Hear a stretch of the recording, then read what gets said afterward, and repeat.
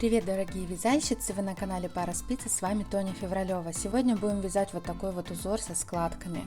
А пока я расскажу вам, как его вязать, вы не забудьте подписаться на мой канал и поставить мне лайк. Также напишите в комментариях что-нибудь хорошее, доброе. Раппорт этого узора всего 1 петля и 10 рядов.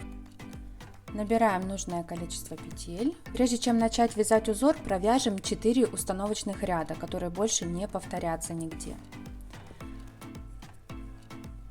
Они все будут у нас одинаковые. Первая петля кромочная, дальше все петли лицевые. Последняя кромочная. И так вяжем еще 3 ряда.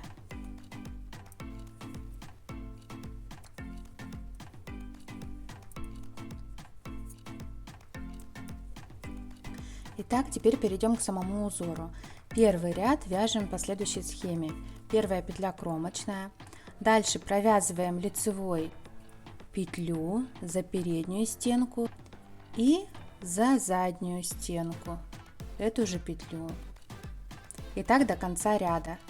За переднюю стенку и за заднюю стенку.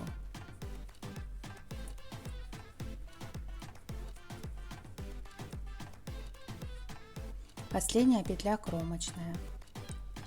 Второй ряд, все петли изнаночные.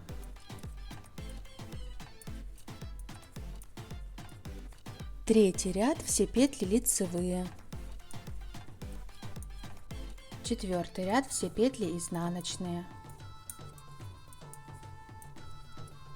Пятый ряд, все петли лицевые. Шестой ряд, все петли изнаночные.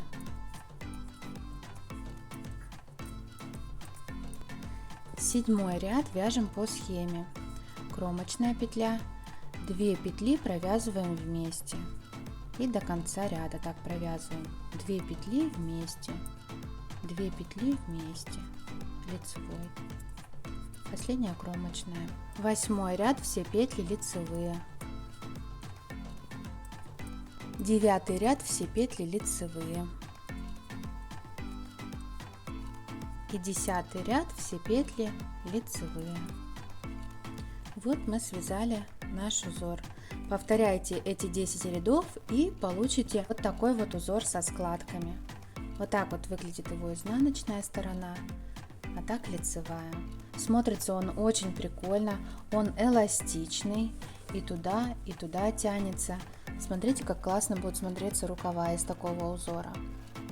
Допустим, если полочки сделать просто лицевой гладью, а рукава вот такими вот складками, будет смотреться очень круто. Надеюсь, это видео было вам полезным. Надеюсь, вы также не забыли поставить лайк мне. Я вас всех целую, обнимаю. До встречи в новом видео. Пока!